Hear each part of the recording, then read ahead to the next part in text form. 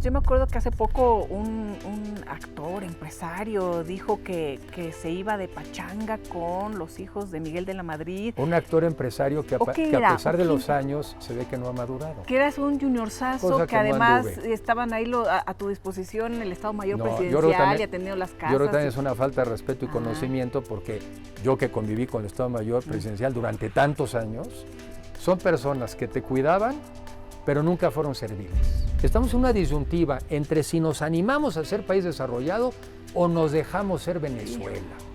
En esa... Así tú compararías absolutamente, así. Absolutamente, sí, porque es cosa nada más de tiempo.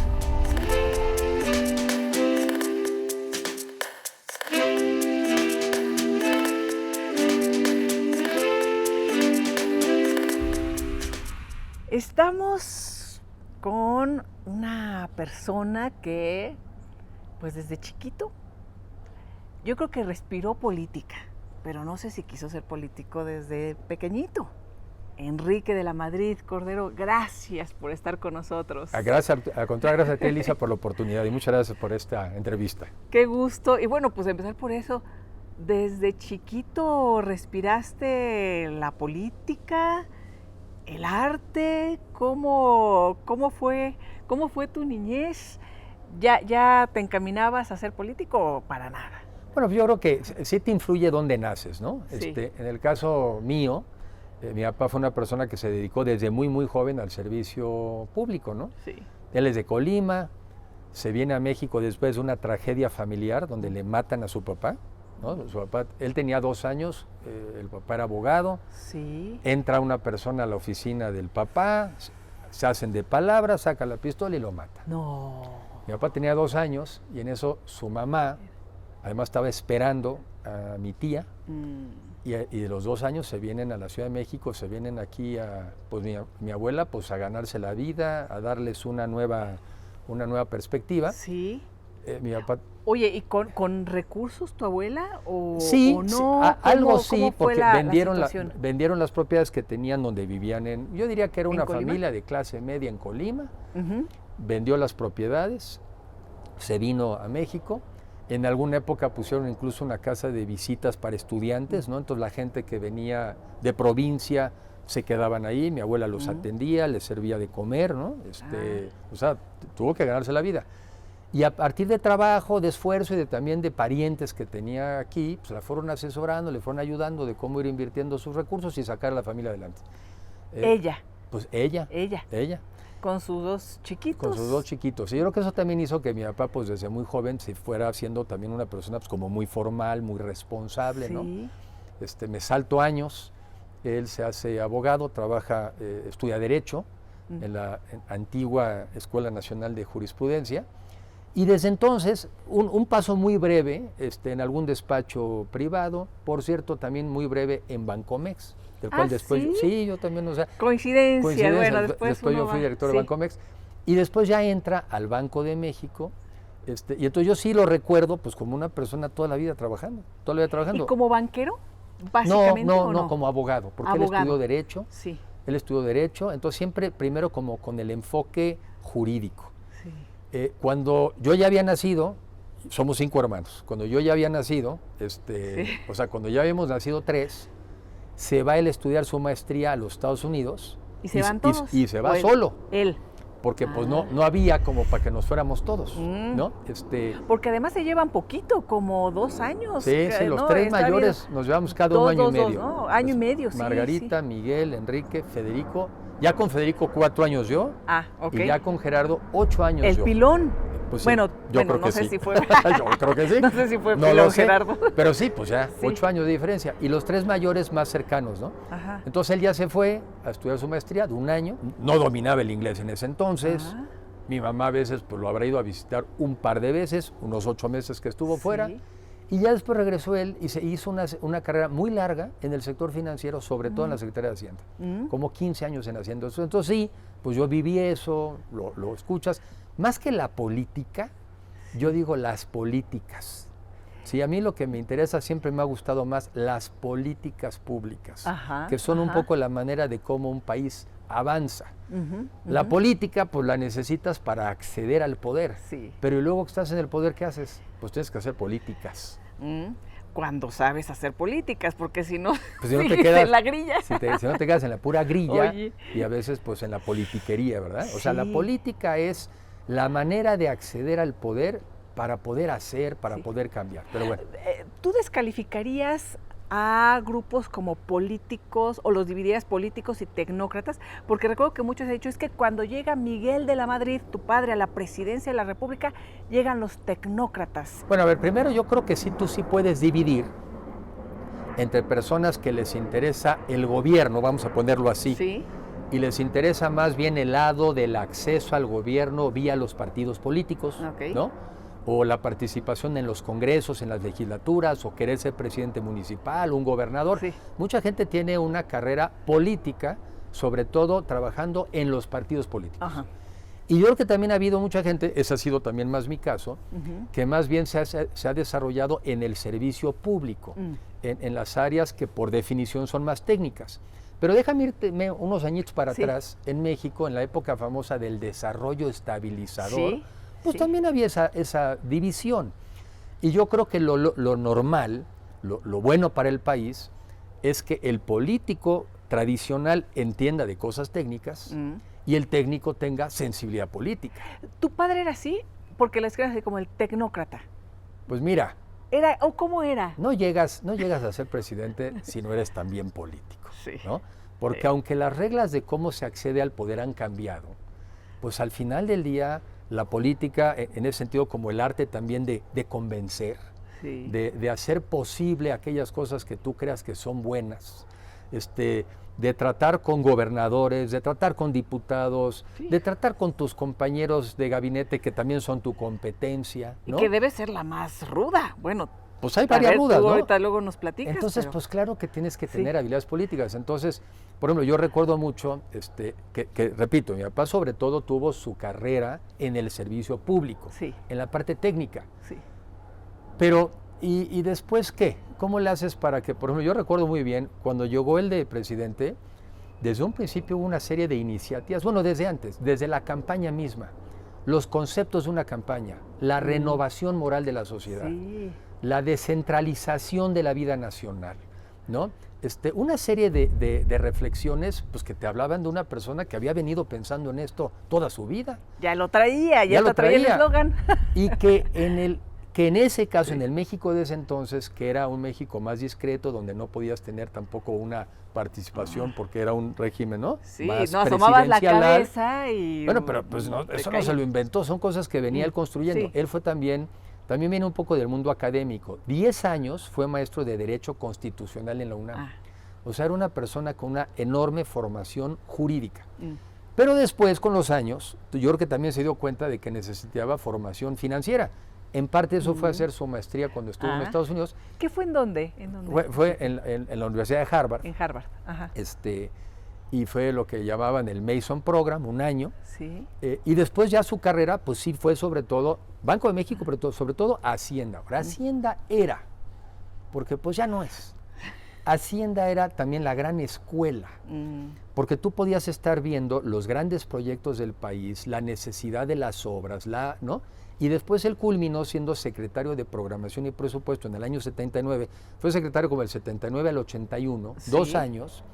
Y pues eso te daba el pretexto y el acceso pues a los gobernadores, al país, a viajar, a conocerlo. Entonces, regreso al comentario. Si hay gente que crece más en el mundo político partidista, hay gente, pero esta división de tecnócratas y políticos, pues yo creo que no es correcta. Rudos y técnicos. Pues quién sabe lo que se llama rubio, quién sabe. No, pero no, yo creo que no es correcta. A ver, lo Sí. lógico es que entienda uno los problemas del país y que tenga uno las herramientas para enfrentar. A ver, yo comparo mucho la política con la medicina. A ver, un médico tiene que ser una persona muy preparada. Sí. Y tiene que ser una persona que constantemente se esté actualizando. Porque, oye, y con habilidades también muy particulares, ¿no? y con habilidades de convencer. Sí, y todo. porque si tú eres acá una persona que tienes tus ideas, pero no sabes venderlas, no sabes convencer a los demás, pues te quedarás con eso. Entonces, yo sí creo francamente que hoy en día en la política y en el acceso al gobierno, pues necesitas gente preparada. Ni modo que no. Ni Oye, modo que no. Cuando hablamos de toda esta etapa, bueno, ahorita reflexionamos sobre el momento, pero me quiero regresar un poco porque fue una sorpresa el que tu papá fuera el candidato. Cuando los famosos tapados y el destape y no sé qué, había ahí un candidato muy fuerte y como que se iban alineando. ¿En casa fue una sorpresa? O sea, ¿se comentaba algo o era también muy discreto tu padre? ¿Cómo lo viviste?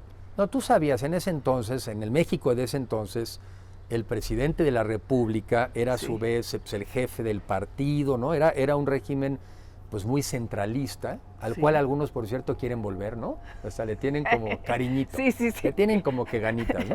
Se quedaron con las ganitas de ese entonces. Sí. Entonces, estamos regresando así como... pues quieren. pero que como 70... Sí, 70 o 30, ahorita te platico, pero igual al revés, ¿quién dice a los 30? Ok.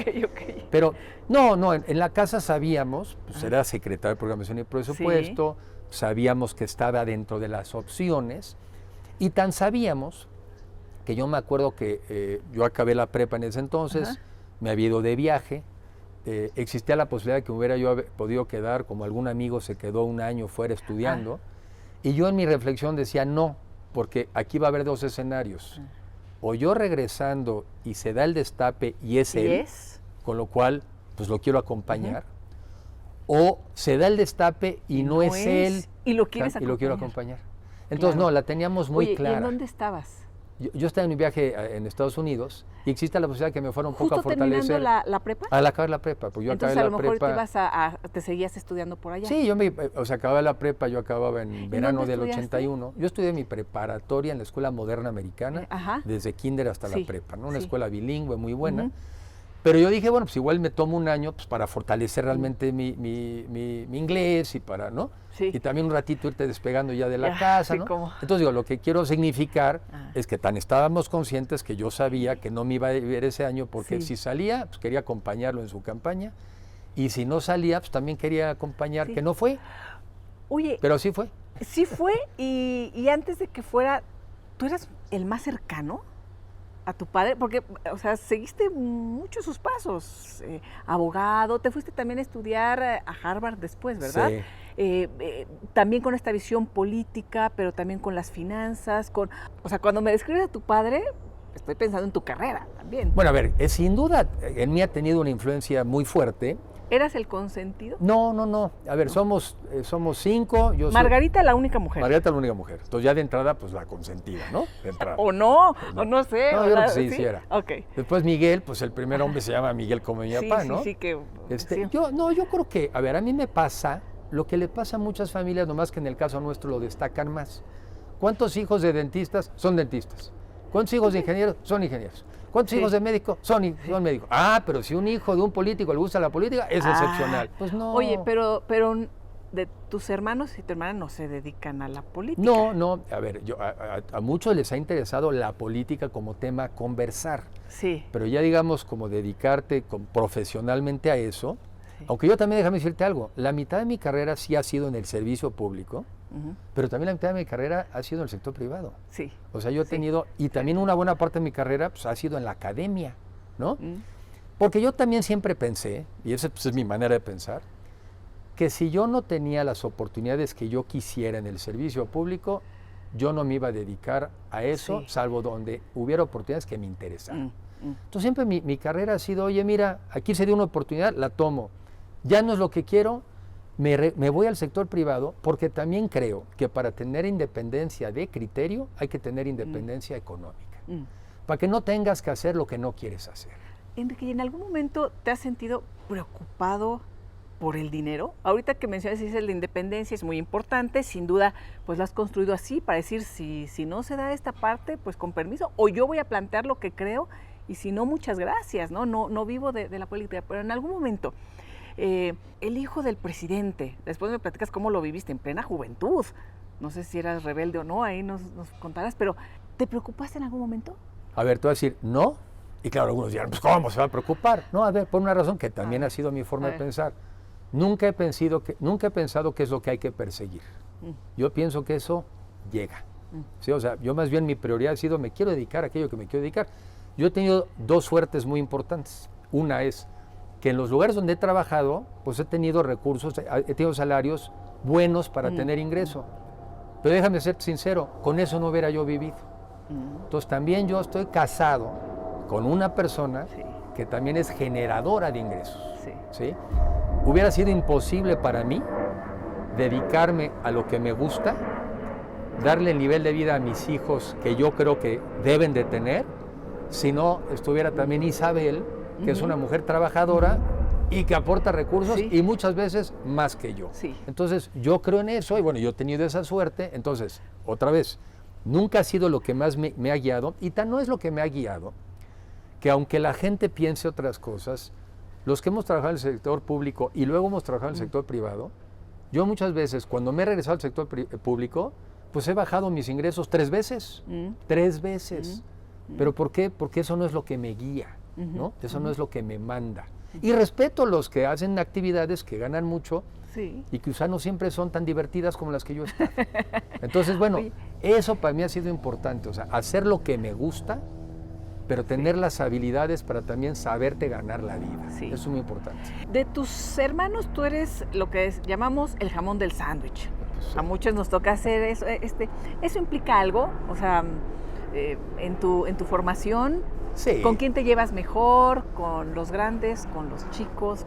Yo creo que ser el de en medio, de entrada yo creo que también te permite, creo yo que eres una persona que ya recibes unos padres pues que ya traen 2 hijos arriba de experiencia. Ya no se preocupan tanto, pues ya no son tan aprensivos. Pues como que eres más libre y tú también vas viendo de los de arriba qué funciona y qué no. Que instintivamente, no creo que lo estés pensando, ¿verdad? Pero vas aprendiendo y esto no funciona, esto sí les funciona y como que vas agarrando tu espacio. Yo siempre me sentí en ese sentido como una persona muy querida por mis padres, muy apoyada por mis padres, como que muy a gusto. Como que muy a gusto. ¿Y de tus hermanos o tu hermana, con quién te llevas mejor? Pues mira, va cambiando de épocas, pero la relación entre nosotros es muy cercana. Somos ¿Todos? 5. ¿Todas? Sí. A ver, hay unos que son de estarte mandando, son mucho más comunicadores y te mandan varios mensajes al día por WhatsApp. ¿Tienen el clásico chat familiar? Sí, ese lo tenemos, y donde ya también se van incorporando pues, sobrinos, ¿no? Y familia más ampliada, sí lo tenemos. Constantemente estamos mandando fotografías, mensajes, todo. Y luego tienes la individual, ¿no? Y también tratar de tener una comunicación pues de cómo vas, cómo vamos, ¿no? A ver, los tiempos de hoy te ganan, ¿no? Te ganan muchas veces. Yo tengo mi familia, tengo mi trabajo, tengo mis actividades, pero pues tratas de estar también en contacto porque pues también la familia es para eso, ¿no? Nos pusieron en una familia y creo que tenemos todos que ayudarnos. Exacto. Ayudarnos en el buen sentido de la palabra. Apoyarnos, estar... Son una familia muy unida y extensa, ¿no? No sé si también con tus primos, tus primas, porque platicabas de cómo tu abuela llega después de enviudar de esa manera tan trágica, con tu padre, con tu tía, y conozco también a hijos de tu tía, ¿no?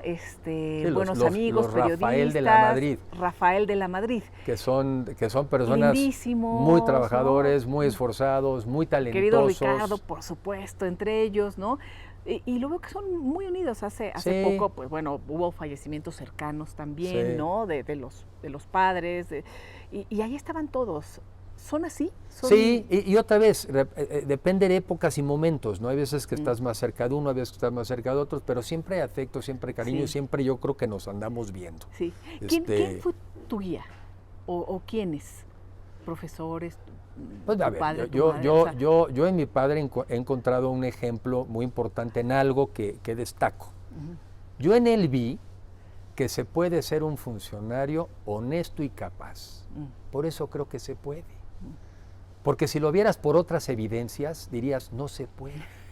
¿Sí? ¿Cómo quiénes? Pues muchos, ¿no? O sea, yo creo que no les falta a muchos mexicanos razón para pensar que no se puede, ¿no? Pero yo vi que sí se puede. Se puede ser honesto y se puede ser capaz. Y también se puede ser ubicado. Se puede ser ubicado en la posición más importante del país y se puede ser aterrizado. Se puede ser sencillo.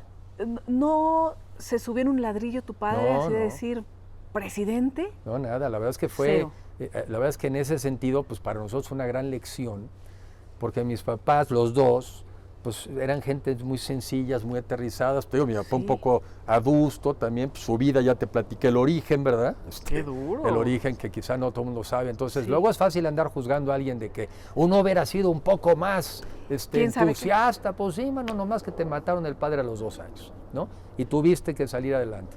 Dentro de todo eso era además alegre, le gustaba la bohemia, le gustaba la música, bailaban mis papás. Sí, bailaban, eran bailadores. Siempre los festejos de sus aniversarios de bodas, invitaban a sus amigos, iban cambiando los amigos también, ¿verdad? Sí. O iban sumando amigos. Entonces, para mí ese es un ejemplo. ¿Tu madre era una persona también muy, muy seria o no? Sí. Bueno, o en público, porque me acuerdo que después de pues las esposas de presidentes que les precedieron, pues fue como una imagen como más suave, digamos, ¿no? Porque, bueno, la esposa de José López Portillo pues, se visibilizaba, ¿no? Incluso la esposa de Echeverría, ¿no? Hace poco que se cumplieron los 100 años del expresidente, ¿no? Se hablaba de cómo vestía siempre así muy... Sí, una mujer como con mucha personalidad, ¿no? Y tu mamá era una mujer muy discreta, por lo menos así en lo público. ¿Cómo era en lo privado? Sí, a ver, primero yo creo que era una persona quizá también más introvertida. ¿Ah, sí? Sí, más introvertida. Sí. Y también hay que ubicarnos en que cuando tú te casas a tus 22, 20 años, muy jovencita, con un muchacho de 24, tú no sabes que él va a ser presidente. Tú quizá en tu cabeza estás pensando en que, bueno, vas a ser madre de familia. Y entonces, pues también ir transformando tu vida, tu personalidad para ir creciendo y en ese momento convertirse también en una primera dama, pues no es un ejercicio fácil. Y sin embargo, ella le entró muy bien.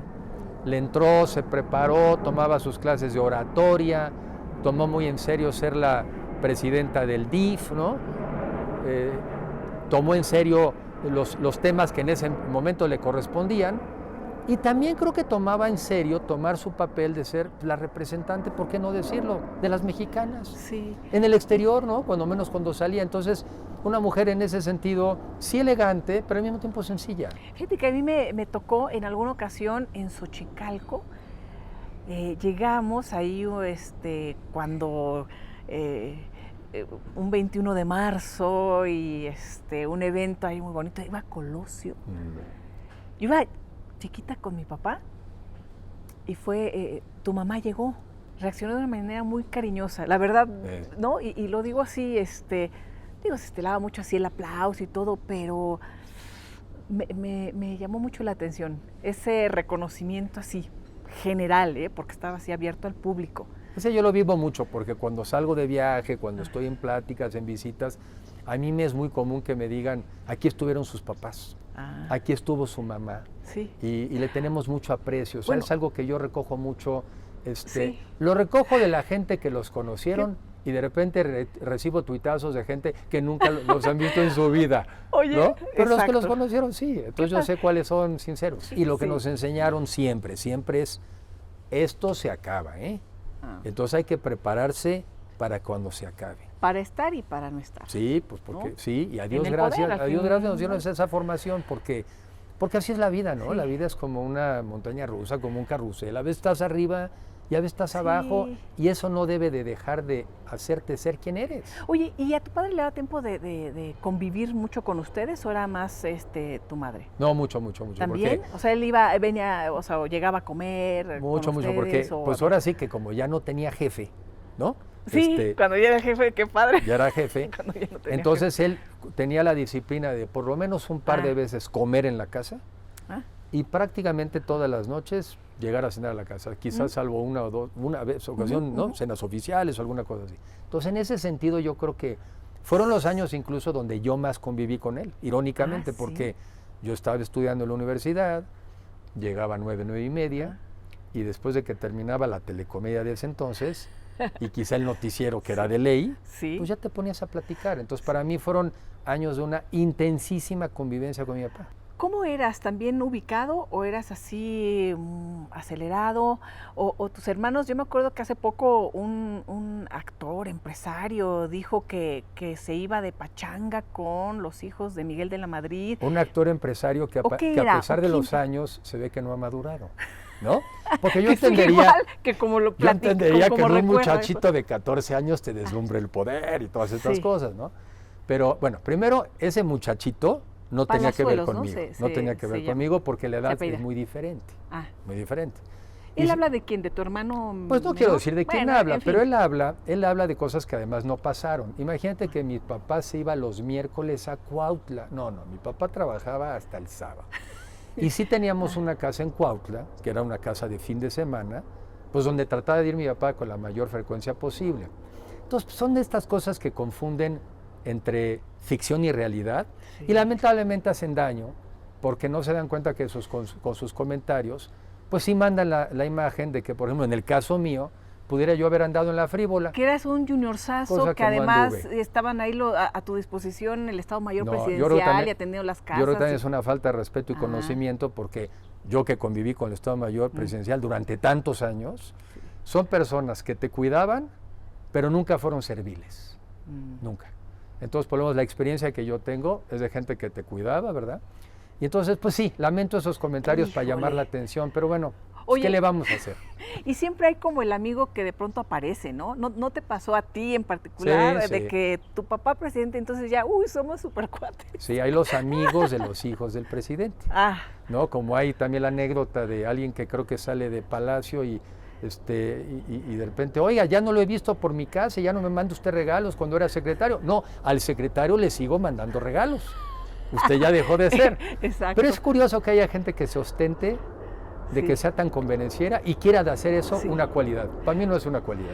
Oye, ¿y a ti en algún momento te pasó que de pronto estabas como en el poder, digamos, por tu padre, y después ya no en el poder, o en el poder por tus ocupaciones como funcionario público y de pronto dejas una Secretaría de Estado y también el trato es diferente? O sea, ¿lo has sentido o resentido en algún momento? Sí. Decir, el bajón de ya nadie me habla, todos me hablaban para felicitar el día de mi cumpleaños y de pronto nadie, esta Navidad, ni un feliz Navidad, feliz Año Nuevo. Sí, y por eso es bueno aprenderlo joven, ¿no? Porque sí hay otra vez de esta gente que les, no sé, les ve mucha pasión al poder, les gusta, ¿no? Entonces les acerca, no sé qué les da. Seguramente tratar de cubrir insatisfacciones personales, ¿no? Pero entonces sí pasa de eso, pero yo creo que también uno va aprendiendo, oye, ya me pasó que se me acercó gente que realmente no venía por mí, y entonces yo creo que después haces dos cosas, aprendes a saber que hay gente que se te acerca no por ti, y no lo tomas personal, pero también tiendes a cuidar más la gente que tú quieres y aprecias. Y no hay sentimientos, no debe haber sentimientos emocionales. Entonces, oye, pues vienen épocas donde se te acercan más, pues se hace esto como el mar, ¿no? Como la marea, ¿no? Se acerca, se aleja y no pasa nada. Y no pasa nada, y uno sigue así, ¿no? Estable como la arena. Exacto, la arena no se va, tú te quedas firme. Oye, pero lo aprendes, sí pasa, y te llevas decepciones, sí pasa, pero pues una vez que lo aprendes, lo aprendes. ¿Y cómo fue vivir en Los Pinos? Pues muy bonito. ¿En dónde vivías? A ver, O sea, vivían todos en la casa central, tenían sus cabañitas. Hay que recordarte a los mexicanos que también hubo gente que antes vivía en palacios y en castillos, porque había... Antes era el castillo de Chapultepec. Era el castillo de Chapultepec. Hoy es el Palacio Nacional. No, pues hay gente que... que los palacios o los castillos lo de los son palacios es lo suyo, ¿no? Entonces, el castillo de Chapultepec, creo que, no sé si fue el presidente, no sé si era Calles o alguien, pero ya con el presidente Lázaro Cárdenas, compran lo que en ese momento es la Hacienda de la Hormiga, se le llamaba así, la ex Hacienda de la Hormiga, que son 10 hectáreas. Y primero hay una casa ahí adentro, que hoy se llama la Lázaro Cárdenas, donde entiendo que vivió el presidente Lázaro Cárdenas. Sí. Y después en la época del presidente Miguel Alemán hicieron una casa más grande, la residencia Miguel Alemán, en el mismo lugar de Los Pinos. Sí. Lo que a nosotros nos tocó vivir, lo que yo vi, fui testigo después, muchos años después, con diferentes presidentes, en el caso de mi papá, él tenía su oficina en lo que es la casa Lázaro Cárdenas, ahí despachaba. era el área del presidente, el área de trabajo, y después pues caminabas 50 metros y ya tenías la casa. Y era donde nosotros vivíamos como familia, yo diría que con privacidad. Entonces mi papá hacía, de aquí para acá son oficinas, y aquí atiendo, y aquí es la casa. Una casa donde otra vez, como lo que te he dicho, pues sabes que es, fíjate, es la casa, era la casa de las familias del presidente, Sí. nada más, Sí. ni nada más, ni nada menos. Sí.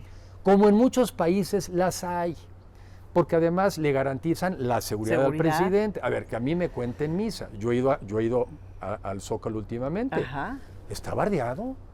A mí que me cuenten misa de que no los están cuidando. Está bardeado, afectando negocios, Y el centro afectando que sí hay tráfico. mucha Pues movilidad, hombre, ¿no? Entonces, Sí. Los Pinos y estas casas oficiales tienen el beneficio pues de que ya no estás molestando a los vecinos. Incluso se ha ido haciendo la costumbre de que muchos eventos a los que el presidente antes salía a la calle, a eventos, porque antes salían eventos, ¿no? Pues se hacían Sí. en Los Pinos. Nada. Ah, Si lo ves desde el punto de finanzas, yo que he sido financiero, costo hundido, eso el pueblo mexicano ya lo había pagado, ¿no? Entonces, bueno, yo pienso que no es una mala práctica que los gobiernos tengan instalaciones donde vive la familia y también ahí trabajaba. Y yo lo viví eso todavía hasta la administración pasada con el presidente Peña, pues donde yo ya como funcionario acudía a reuniones de trabajo, acudía a eventos, y bueno, pues yo creo que era muy práctico. Si fueras presidente, si llegaras a ser presidente, ¿volverías a vivir en Los Pinos? Yo creo que sí. Sí. Y también lo que habría que hacer, que muchos presidentes lo hicieron y por qué no, también abre ciertos días donde se visita la residencia social de Los Pinos, que no es de la familia del presidente, es del país. Así y es. se la presta a la familia del presidente. Y a mí me tocó durante incluso en la época de mi papá, ver chavitos, ¿verdad?, que traen de las escuelas para que conozcan, para que viajen, para que vean. Pues son cosas de los mexicanos. Sí, también hay que abrirlas. Como se visita la Casa Blanca. La Casa Blanca tú puedes visitar en ciertos días, ves ciertas, salones, y nomás lo que no entras es a ver la recámara de Obama, ¿verdad? Exacto. O de Biden hoy en día. Pero sí visita, está bien, una combinación, es de los mexicanos. Esto de que les quieren hacer creer que se los devolvieron, siempre fue de los mexicanos. Siempre fue. Siempre ha sido de los mexicanos. Palacio también es de los mexicanos. En fin, estas cosas son del país, son de todos.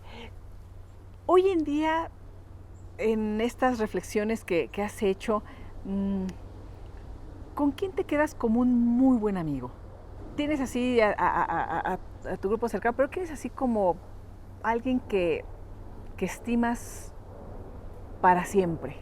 A ver, yo tengo buenos amigos, muy buenos amigos. Tengo muy buenos amigos de la preparatoria, de mi escuela de la moderna americana. Siempre fuiste así muy amiguero. A ver, soy amiguero, ¿Sociable?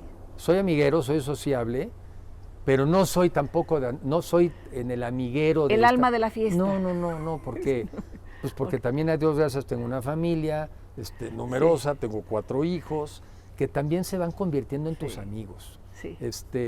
Tus hermanos son entonces tengo amigos que he ido sumando. A ver, tengo amigos de la preparatoria, tengo amigos de la universidad, tengo amigos que vas sumando en el ejercicio profesional. O sea, yo creo en sumar. Sí. Yo creo en sumar amigos. Y no soy de el amigo. No. O sea, soy de amigos. Y además por temporadas, digo, algunos los ves más, otros menos, pues bueno, ¿verdad? Y tengo amigos de la preparatoria que hoy son compañeros, Sí. también personas que han ido destacando también en otras áreas y te los vuelves a encontrar. Pero, a ver, yo creo en la amistad. Sí. La amistad es una bendición. Y la amistad es la oportunidad también de desconectarte en el mundo en el que estás, de recordar cosas, de echar broma, de echar relajo, de pasarla bien, porque a la vida también vienes a pasarla bien, ¿no? Y de enriquecerte y de oír otras experiencias. La amistad es un tema que hay que cultivar, la amistad es algo maravilloso y es algo muy rico que hay que trabajar. ¿Y el matrimonio? También, la verdad es que sí, porque el matrimonio también se vuelve una amistad, ¿no? Y también se vuelve un reto común, creo yo, de tratar de generar mexicanos de bien. Porque mira, La mayoría de las personas no vamos a hacer la gran transformación del mundo, pero quizá lo que sí podemos hacer es dejar buenos mexicanos y buenos ciudadanos. Sí. Y esa es una tarea constante que nunca se acaba. ¿Cómo se conocieron? Nos conocimos en un curso de verano en Estados Unidos. Ajá. Yo creo que los dos ya andábamos pensando en la posibilidad de irnos a hacer una maestría. Ajá. Y fue en ese curso de verano que uno iba a estudiar, pues donde nos conocimos. Entonces fue muy productivo ese curso de verano. Porque además de que me ayudó, a ella sobre todo creo que le ayudó a terminar materias para su carrera. Sí. Yo ya había acabado, entonces lo mío más bien era como ir a ver el lugar donde yo quería estudiar. Y ahí nos conocimos. Ahí también conocí a algunos amigos que son muy amigos el día de hoy. Entonces, pues así es la vida. Amigos en común. Pues hoy son amigos en común, o eran amigos de ella en su momento, algunos míos. Y ahí también se generó esta amistad. Entonces así nos conocimos en un curso de verano en Estados Unidos estudiando. Y entre los dos, veo que los dos por supuesto han estudiado, los dos han trabajado, los dos han participado y han crecido así. ¿Y los dos le han entrado a los cuidados, al tema del hogar? A ver, en una primera etapa, pues sí me tocaban los pañalitos, sí. Bueno, primero entré a todos los partos de mis hijos, ¿no? A todos los nacimientos, lo cual yo creo que ha sido una de las experiencias más maravillosas. 4, ¿verdad? 4. Entonces, pues desde el primero hasta la última, ¿no? Y sí, yo sí he tratado de ser un padre que desde ese momento, pues le entra, ¿no? Digo, desde la cambiadita, a la despertada en la mañana, ¿no? Pero después también reconozco que va pasando el tiempo. Y mucho de eso va recayendo también en este caso en Isabel, quien siempre ha estado pendiente pues de las escuelas. A mí no me dieron a escoger, por ejemplo, yo cuando estuvieron entre que si la Moderna Americana, que no fue opción, y el Liceo Franco-Mexicano, que es donde ella había estudiado, pues ganó el Liceo Franco-Mexicano, ¿no? Que por cierto es muy buena escuela. Entonces, pues sí, nos tratamos de ayudar, de complementar. También hay épocas en la vida donde te le puedes acercar, un padre se le puede acercar más a un hijo que otro. Sí, es cierto. Y entonces, pues también vas combinando, ¿no? Ahí se van apoyando. Te vas apoyando. Y de tus hijos, al ser padre, sin duda es una satisfacción, es una revolución en la vida, pero también son momentos de angustia, porque sí, a los hijos se les ama como a nadie y los sufres como a nadie, porque preocupan muchísimo. Pues yo te diré que sí te preocupan, pero me ha ido muy bien. O sea, me ha ido muy bien porque todos son chavos buenos, todos son chavos trabajadores, estudiosos, aterrizados, porque también te imaginarás pues que con lo que nosotros hemos aprendido, también siempre les estás diciendo, vámonos bajito, ¿no? Vámonos tranquilos. Son chavos que también saben que tienen una responsabilidad, porque tener en la vida oportunidades implica una responsabilidad. Y en este mundo del internet y de las redes sociales, pues también nosotros siempre hacemos énfasis bajito, porque así aprendimos nosotros. Sí. A nosotros nos enseñaron sencillito. Despacio. ¿No? Bájale, sencillito. En este mundo donde además hoy en día los chavos viven, ¿no? De la ostentación, de enseñar lo que no eres. También esa parte es de un complicada, reconocimiento, ¿no? de gente que ni existes, que ni conoces, ¿no? Entonces sí, es una etapa complicada, pero yo te diría que en nuestro caso, muchísimas más las satisfacciones que las preocupaciones. Os digo, preocupación siempre hay, pero... ¿Cuál ha sido para ti el momento, de los momentos más difíciles, más duros? Pues mira, los ha habido varios. Cuando yo me fui a estudiar mi maestría a Estados Unidos y que yo había sido muy buen estudiante en la UNAM y me había ido muy bien, llegar allá a una universidad donde compites con lo mejor del mundo fue un enfrentamiento, porque entonces dices, ahora sí vamos a ver de qué estás hecho. ¿Y llegaste a reprobar algo o no? No reprobé, pero en alguna que otra no me gustó lo que saqué y entonces ¿tú eras de 10? ¿9 y 10? Yo hasta mi tercer año de secundaria era normalito y de repente no sé qué me pasó, que le agarré bien al método de estudio, me gustó más y yo no sé si la palabra es que me volví matado, pero me volví muy disciplinado y me volví bueno para estudiar, porque me gusta estudiar. En la UNAM me fue muy bien, con muy buenos maestros y también me fue muy bien. Pero entonces te digo, llegas a Harvard, que fui a estudiar a Harvard, donde llega, pues como muchas de estas universidades, de lo mejor del mundo y dices, ay sí, ahora sí, vamos a ver qué estás hecho. Lo cual también es bueno, porque es un baldecito de agua helada, para también decir, a ver, ubícate. Entonces mi primer semestre me costó trabajo. Mi primer semestre donde además yo sabía de personas que han ido a estudiar y que algunos se han suicidado por la presión, ¿no? Ay, Entonces yo me sentía ay. presionado, pero bueno, pasando ese primer semestre, Sí. Ya. como que todo Ah, floreció. ah. Entonces esa me costó trabajo. Sí. Y porque también ahí aprendí que muchas de las figuras que yo admiraba y apreciaba y, estuvieron en MIT, estuvieron en Sí. Harvard, lo das como un hecho, lo das como si tú vas a evolucionar a ese lugar de manera naturalita. Sí. Oye, y no, te das y- cuenta el esfuerzo que lleva Sí. estar ahí. El esfuerzo que lleva estar ahí. ¿Y ahí te gustó, por ejemplo, te gusta Noam Chomsky? Hablando ahorita del MIT, o no comulgas. Pues mira, yo O leo... Digo, porque es como alguien pues muy identificado, y en Estados Unidos, bueno, de la izquierda, ¿no? Algunos dicen hasta radical allá. Yo trato ¿no? de leer de todo, y de todo lo que yo Ah. vaya leyendo se me van Sí. quedando cosas, Mm. se me van quedando reflexiones, y además, fíjate, leer de todo, desde las cosas tradicionales y clásicas que te hablan del ser humano, que siempre hemos sido ser humano, hasta los temas que te van llevando de vanguardia y el mundo hacia donde vamos, Sí. ¿no? Entonces, yo creo que lo que a mí sí se me quedó, y qué bueno, es un hábito de estudio. Mm. Porque, lo que te decía yo un poco como en el tema de los médicos, un médico no es médico porque hizo una carrera brillante. El buen médico es aquel que se sigue actualizando todos los Sí. días. Y tú no vas a un médico, pero que interrumpa, tú no vas a un médico porque es leal ese médico. Claro. Oye, salva vidas. No, pero es bien leal. Es el amigo de la familia. Sí. Y va a todos los sepelios de todos los pacientes que no logra salvar. Sí, No, pues no. no. Tú vas a un médico porque es experto, porque se actualiza y porque hace las cosas bien. En el servicio público y a lo que te dediques, pues tienes que tratar de hacer las cosas muy bien. Pues son las riendas del país, ¿no? Que impactan a tantísima gente, vidas, diría yo, más que gente o números, ¿verdad? Y hablabas también que ese fue un momento difícil. ¿Algún otro, por ejemplo, pues la muerte de tu padre? Él ya era un hombre mayor, ¿no? No fue una tragedia, No. por supuesto, como la que él tuvo que vivir desde muy pequeñito, pero pues siempre las pérdidas son duras, ¿no?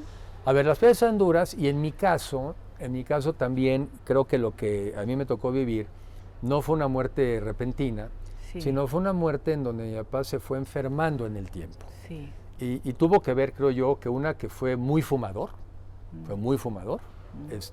y también una vida pues de muchas tensiones y muchas preocupaciones Sí. que le fue mermando la salud. Entonces, en mi caso, a mí la parte que me costó más trabajo es ir viendo a mi papá perderlo paulatinamente. Mm. O sea, no fue una pérdida inmediata. Sí. Fue una pérdida Sí. donde, al haber yo tenido esa experiencia de haber vivido tantos años donde teníamos una conversación tan intensa, tan Híjole. cercana, y de repente, pues no sé si te ha tocado, pero ir viendo que tus padres se te van Sí. yendo, es muy triste.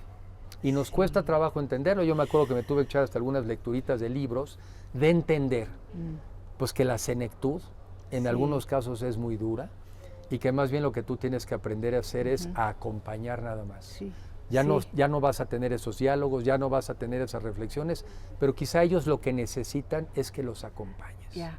Como Él- ellos te acompañaron sí. a ti, cuando Sí. tú no hablabas con ellos, cuando no interactuabas con ellos, pero ellos te acompañaban a ti. Es lo que aprendí, pero me costó trabajo. Sí. ¿Él en algún momento perdió la conciencia de quiénes eran? No, ¿Sus hijos? ¿No? no, eso no, sí. O sea, eso no. Pero sí vas viendo una persona que se va alejando, ¿no?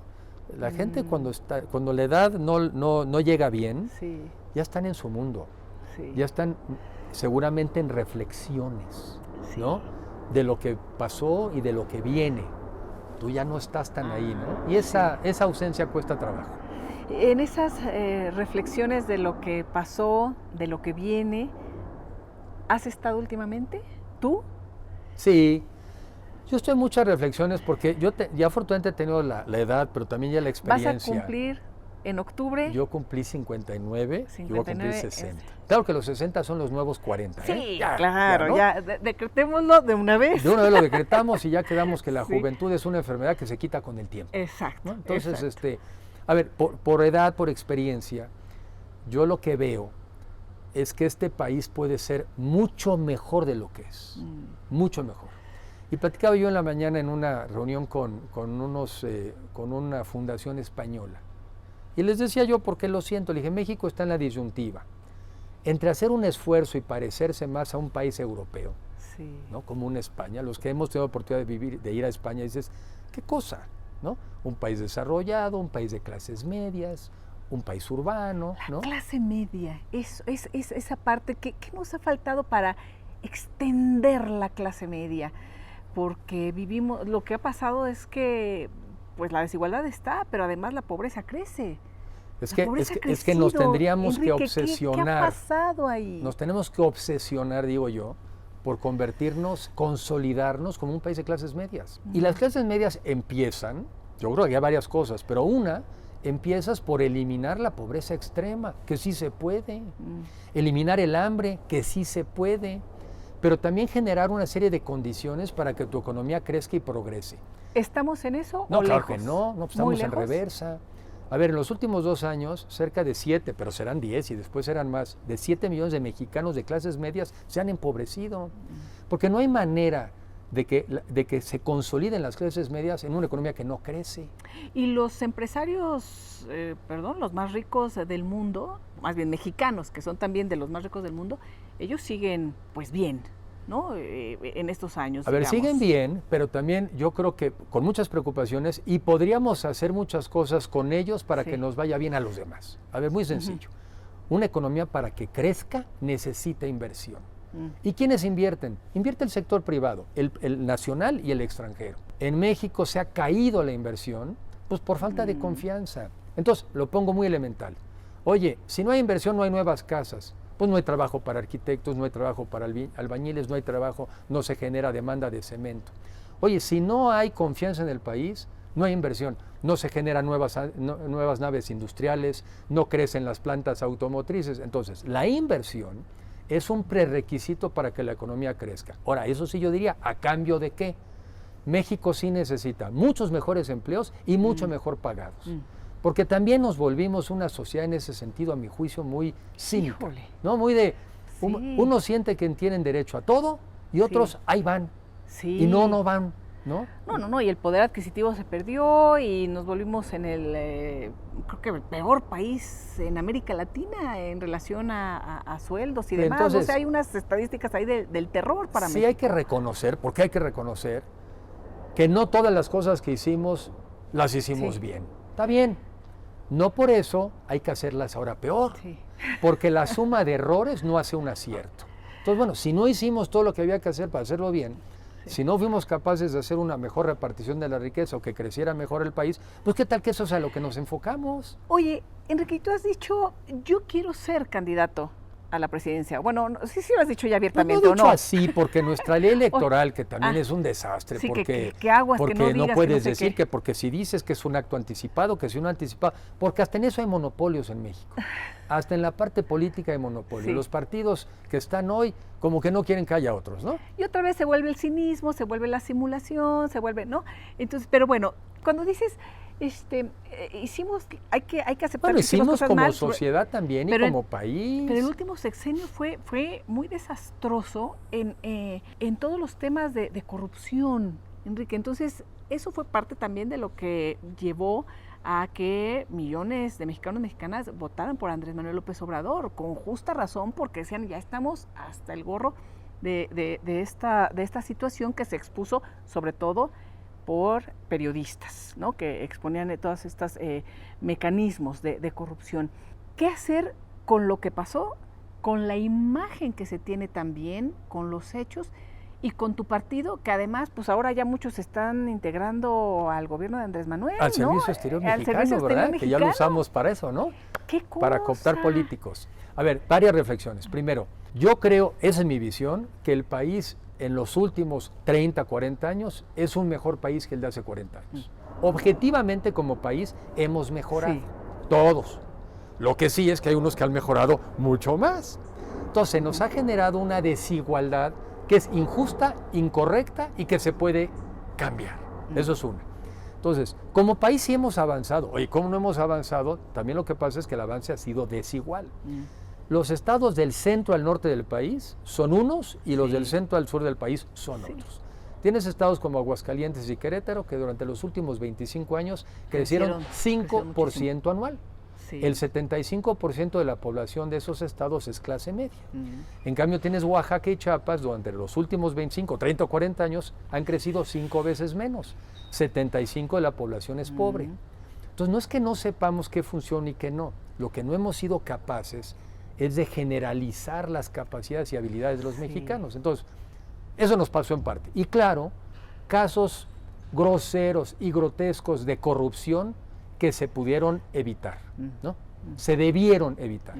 Habiendo dicho eso, los mexicanos ya deberíamos empezar a entrar en una visión un poquito más madura, más de adultos, y decir, estas cosas las tenemos bien y estas son las que tenemos que ir a corregir. Andamos en un mundo, y a veces, pero que lo diga nuestro gobierno, con una actitud un poco infantil o como de adolescente, echándole siempre la culpa al pasado. Es que mis papás de chiquitos no me atendieron y no me quisieron. Es la actitud del adolescente. Yo creo que como país tenemos que decir, a ver, estas cosas son nuestras fortalezas, que las tenemos muchas, una ubicación geográfica increíble al lado de la economía más grande del mundo, una economía que está dentro de las 15 más grandes del mundo, un sector exportador muy dinámico, muy fuerte, una industria, un país mucho más diversificado económicamente. En los 70s, finales de los 70s, el 70% de las exportaciones eran petróleo. Sí. Hoy petróleo hoy no es ni el 6% de las exportaciones. Habiendo dicho las cosas que tenemos, oye, tenemos broncas de inseguridad, de desigualdad, seguimos con las de corrupción. Bueno, enfoquémonos en arreglar problemas, pero no sigamos en esta actitud tan mexicana de flagelarnos, donde lo único que logramos es una depresión colectiva y dejamos de ver que tenemos un gran porvenir. Y esa es la parte que a mí más me molesta. Me molesta que nos traigan engañados con cuentitos. Y los cuentitos lo único que están haciendo es que nos dan muy malas cuentas. Entonces yo creo que ya como mexicanos asumamos que tenemos problemas, pero tenemos fortalezas. Y esto es un tema que también le escuché a algún experto de hace muchos años. Las personas salimos adelante fortaleciendo nuestras fortalezas. Sí. No siempre nada más combatiendo nuestras debilidades. Y México tiene un gran potencial, una gran capacidad, pero te decía hace un momento, sí, estamos en una disyuntiva entre si nos animamos a ser país desarrollado o nos dejamos ser Venezuela. En esa... Así tú compararías absolutamente, así. Absolutamente, sí, porque es cosa nada más de tiempo. ¿Sí? Y estas cosas también muy mexicanas de, no, nosotros no somos Venezuela, no nos pareceríamos, pero como en qué no te pareces, platícame tú.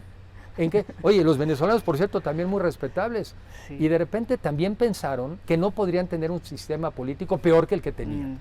Pensaban que tampoco podía haber peor corrupción que la que tenían. Y ya llevan 15 años de gobiernos dictatoriales donde su economía hoy no vale ni una décima parte de lo que fue. Entonces, yo sí soy una persona muy optimista en cuanto a lo que creo que podemos ser, pero muy realista en cuanto a lo que nos puede pasar. Y lo que estamos viviendo, porque, pues bueno, ojalá esta violencia se traduzca ya en paz, estas demandas de las víctimas. Bueno, ¿qué te platico? Tú has estado también muy presente en distintas regiones y partes del país, ¿no? Yo, pues, en las noches dando las noticias, la información, de verdad es un México es estrujante, ¿no? Ayer también veía justamente, desgarrado. Pues en el noticiero en el que tú participas, ¿no? Una sección de las personas desaparecidas. Y mira, déjame decirte algo que usaste una expresión que es ojalá. No es Dios quiera, Alá. ¿no? Alá, Dios quiera. A ver, yo soy una persona de fe, pero la esperanza no es un plan. La esperanza no es una estrategia. La fe la debemos de usar para decir, con el empeño y con lo que yo voy a hacer, las cosas van a salir adelante. Pero no van a salir adelante porque pasen. La esperanza no es un plan. La esperanza no es una estrategia.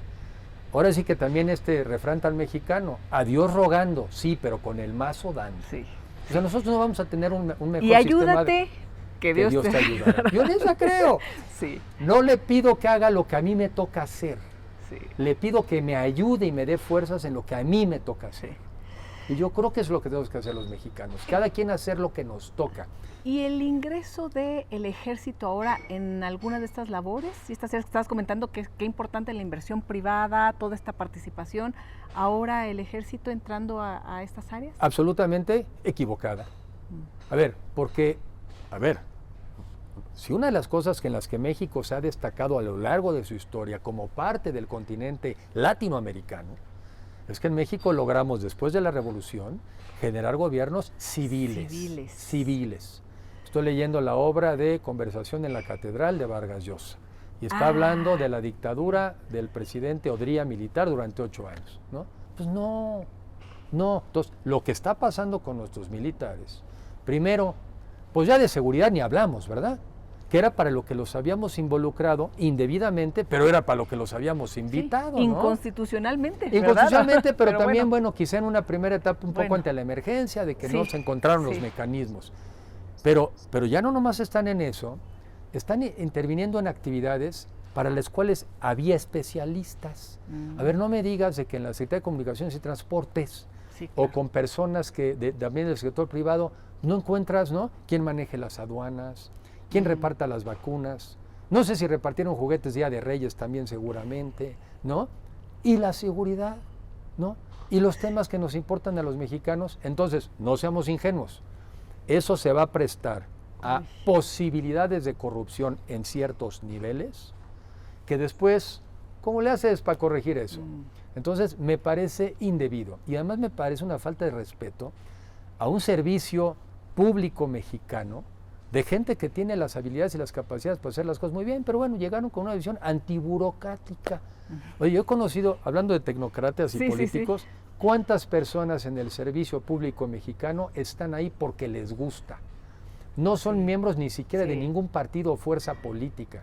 Son servidores públicos que se han especializado en transporte, o en medicina, o en turismo, o en agricultura, ¿no? Son servidores públicos profesionales. Nada de eso sirve. Y ahora el todopoderoso ejército. Yo lo que te puedo vaticinar es que en 2 años las inconformidades contra el ejército van a ser enormes, porque van a decir, ¿y qué pasó con el tren? ¿Y por qué no caminó lo de las vacunas? ¿Y por qué no funcionan bien las aduanas? Ahora se van a volver ellos críticas de la ineficiencia de muchas de sus labores para las cuales no estaban hechos. Yo veo muy mala la intervención del ejército. Y reserva también información, que bueno, ese es otro tema. Comentaba que gracias a esta apertura que se dio hace algunos años, bueno, con Vicente Fox empezó todo el tema del IFAI, ¿verdad? Pues como periodistas hemos podido tener acceso a documentos importantísimos que han revelado muchas cosas que han transformado al país. Entonces, pues bueno, va a ser ahí otro tema bien delicado, vamos para atrás, ¿no? A ver, yo en ese momento yo fui diputado, yo después ya lo analicé años después. Seguramente había en ese momento una tendencia en el mundo, y el presidente Fox llegó a empujar ese tema, pues, de la transparencia. Y sí es muy útil, porque finalmente como servidor público tú estás manejando recursos públicos. Y es muy importante que sepas... Te proteges a ti mismo, porque a la larga también, tarde o temprano, tú dices, ay, no se ve, todo opaco, shalala, y te obliga, el que tú sepas que tienes que transparentar, te obliga a pensar mejor en qué lo vas a usar. Claro, ¿no? Entonces, claro que te obliga, es sano para el país. Me imagino que te dio gusto que regresara a la Fórmula 1, bueno, que se renovara el contrato, ¿no?, de Fórmula 1. Fue uno de los momentos, pues, importantes, y también de mucha crítica de, claro, los ricos son los que van. Bueno, creo que todavía está ese debate por ahí, ¿no?, a la Fórmula 1. Bueno, porque no es barato, pero al final del día la Fórmula 1, en el fondo lo que fue, porque también fue un ejercicio de creatividad del gobierno, decir, a ver, así como salen muchas noticias malas de México, cosa que va generando mala imagen del país, desalienta la inversión, desalienta el turismo, también tenemos que ser capaces de que también mostrar que somos capaces de organizar eventos de talla internacional, que también van a generar la imagen contraria. O sea, México sí puede, Y así te decía yo que se hizo la Fórmula 1, y recuerdo que por lo menos de las 4 primeras carreras, si no es que ya van 5, en todas ganamos el premio de haber sido la carrera mejor organizada de ese año a nivel mundial. A nivel mundial. A nivel mundial. Y tan sirve que ahora ya no con inversión pública, pero con inversión privada, pues la mantuvieron. Sí. Porque el tema de Fórmula 1 lo que te da nota de México en el mundo. Sí. Te trae gente de viajeros, te los trae. Esos fines de semana los hoteles de la Ciudad de México se llenan. Te trae derrama económica, pero además te da una promoción de país que la puedes capitalizar, yo diría sobre todo vía turismo. Entonces es una inversión turística, que es una promoción de buena imagen de México en el exterior. ¿Y cómo viviste así las primeras Fórmula 1? Yo me acuerdo, ¿sabes cuando, no sé si fue la segunda, me imagino que Verstappen todavía acababa de cumplir 18, no sé si tenía 17 o justo acaba de cumplir 18, y yo dije, creo que hasta lo tuiteé, hay que poner aquí, ojo. A Verstappen, a Marta. O sea, que tú sí le sabes eso. A mí me encanta. Yo te confieso que yo no, o sea, yo no soy no era un seguidor de la Fórmula 1, no soy un gran conocedor, pero lo que sí te fijabas, en eso sí me fijaba yo, en que si ya habíamos hecho esas inversiones, a promoverlas, a que se sepan, a explicarlas, a explicar el retorno de la inversión para los mexicanos. Oye, sí nos costaba tantos millones de dólares al año, pero el retorno en promoción y en imágenes de tantas veces más. Esa era mi tarea como secretario de Turismo, explicar las bondades de ese tipo de inversiones. Ya cuando estaba en el evento, pues disfrutarlo. Te confieso, no soy un conocedor de la Fórmula 1. ¿Y todavía no? ¿Todavía pues no sigo sin serlo, pero bueno, lo aprecio ahora que también te metes luego estos documentales que hacen de lo que implica el esfuerzo, la tecnología. Oye, y también la competencia entre los pilotos. Es brutal, qué bárbaro, y en esta última, ¿no? Que fue tan debatida, sí. ¿no? Y la otra cosa, la capacidad de organización de los mexicanos para llevar un evento así. Y otra vez, coordinación, gobierno, sector privado, en la que yo creo. No creo en los pleitos, eso no nos da. Bueno, a alguien le da. Pero a los mexicanos no nos da. Aprendamos a conciliar. Y bueno, ahí tienes ejemplos exitosos de cuando nos ponemos de acuerdo, de cuando hacemos las cosas bien. Sí. En esos momentos somos ejemplares. Sí. Oye, y además a mí me llama mucho la atención porque, bueno, siempre uno dice que su público, que México, que qué increíble, pero además en estos casos, como en muchos, pero en Fórmula 1, sí resalta esta fuerza y el entusiasmo de mexicanos y mexicanas, el escándalo que se arman en los estadios y aquí en la pista, ¿no? Ahora Checo comentaba que escuchaba cada vez que pasaba en una zona cómo se iba el sonido moviendo de la gente. Tú imagínate con el casco, con todo, y estar oyendo el gritadero. No, somos un gran público. Además hay que recordar que muchos de los artistas más famosos a nivel internacional, muchos aquí han surgido, muchos aquí han crecido, muchos actores latinoamericanos, muchos artistas ¿no? y cantantes, en fin, pasan por México antes de proyectarse a nivel internacional. Es un gran público, este es un gran país y donde nos gusta también, nos gusta la fiesta, pero nos gusta también la buena fiesta. ¿Y a ti te gusta la fiesta? A mí me gusta la fiesta, la buena fiesta. La buena fiesta. Sí, o sea, sí me gustan, y me gustan que esa era de las cosas muy bonitas del turismo, esos momentos donde los mexicanos encontramos motivos para sentirnos orgullosos, ¿no? Para sentirnos orgullosos de lo que hacemos, de cómo somos, de nuestros gustos, de nuestro gusto por la música, por la comida, por nuestro país. Estos son momentos muy especiales, muy alegres. Me encantó, por ejemplo, el desfile de Día de Muertos, pues que nos inventamos. Sí. Que nos inventamos conjuntamente con el gobierno de la ciudad en ese entonces. Y son momentos de creatividad, de unión. Esa es una buena fiesta. De ver que los mexicanos no salimos a la calle, no importa niveles sociales, te pones el disfraz y a disfrutar. Eso me gusta, momentos de hermandad, de cercanía. ¿Y te gusta bailar? Comentabas que tu madre, tu padre bailaban.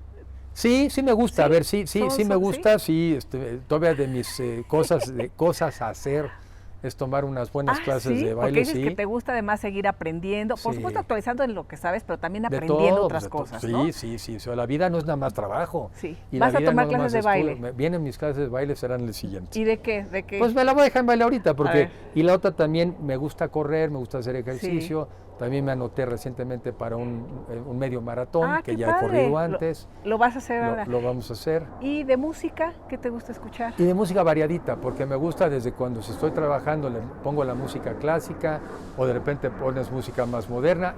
Por mis hijos también me actualizo con otra.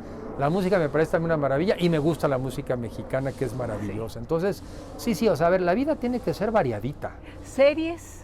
Sí, veo muchas. Veo muchas. Es que digo, caray, porque... Veo muchas y también luego me gusta volver a las películas. ¿Y te gusta el cine? Y me gusta el cine, me parece un gran arte, ¿no? Sí. Me parece que es divertido, me parece que también te pone a pensar. Vi recientemente esta película en inglés que le llaman Don't Look Up, no vivas, sí. no mires hacia arriba, que está describiendo nuestro mundo de hoy, ¿no? En No la baba mires andamos hacia varios, arriba, ¿no? Y todos acá, y el pleito, ¿no? ¿qué? Nos están engañando y acá todos andamos medio atarugados, ¿no? El desprecio a la ciencia, pero en fin, me gusta. Y me gusta mucho leer. Leer. Leer. No leer. No leer. Leer. También leer y leer. Sí. Porque también creo que en la lectura, además que te distrae, la que es, Sí. digamos, de diversión, las novelas me gustan mucho. La otra también lo que acabas haciendo es que acabas recogiendo la experiencia de muchísimos años de una persona Sí. en un libro. ¿Y cantar? Me gustaría, yo creo que ahí no soy tan afinado, Sí. todavía le haría el intento, pero, Pero bueno. siempre más chavo sí me gustaba, Sí. pensaba que tenía mejor voz y mis amigos yo creo que me hacían creer que la tenía. Eran buenos amigos. ¿Los amigos del No, funcionario del hijo del presidente no, o los de de Enrique? verdad, y ahí es donde me di cuenta que mejor le paraba, porque los demás igual iban a decirme que cantaba muy bien. No, pero sí, la cantada y la balada me gustan. Enrique, muchísimas gracias por esta charla. Ojalá no sea la última, que podamos seguir platicando. Pues ahorita fue de un poco de todo y de la vida, ¿no? Ya tendremos oportunidad también de hablar cosas ya de coyuntura, de cómo vives la próxima etapa, ¿no? En donde pues yo creo que vas a seguir muy activo, por lo que veo, en la política, pero no sé, dentro de tu partido. Pues mira, primero hay que estar activos. A ver, yo creo en ese tema, yo creo que México está dividido. Una mitad de mexicanos le tienen todavía mucha fe a este gobierno, le tienen convicción y a sus aliados. Ya vemos una otra mitad que no, pero esa otra mitad se tiene que organizar, ¿no? Sí. Si está pulverizada no es competencia. Entonces simplemente diría que esa mitad que se tiene que mantener unida y que ojalá sea creciente, también tiene que tener una narrativa y una propuesta para el país. Y en esa es en la que yo estoy trabajando más. En esa es en la que yo me veo ahora. Necesitamos una narrativa alterna de un mejor México, no uno de revancha, no uno de confrontación, sino de conciliación, no uno de reversa, sino de progreso y de prosperidad. Y un país mucho más igual, sí se puede. Y ojalá que no tengamos que los mexicanos aprender tocando fondo, para ver si después podemos subir. Yo veo un país como Argentina. Argentina en los 1900 al principio era la quinta economía más grande del mundo. Yo creo que no se han podido levantar después del peronismo, ¿sí? Y eso nos puede pasar. Soy un optimista de que siempre podemos estar mejor, pero soy un realista de que siempre podemos estar peor. Y depende de nosotros. Sí. No es ojalá. Eso ya, ojalá. A Dios rogando, pero con el mazo Ojalá, dando. pero actuando. Pero actuando. Gracias, querido Enrique. Gracias a ti, gracias por la Agradezco. oportunidad.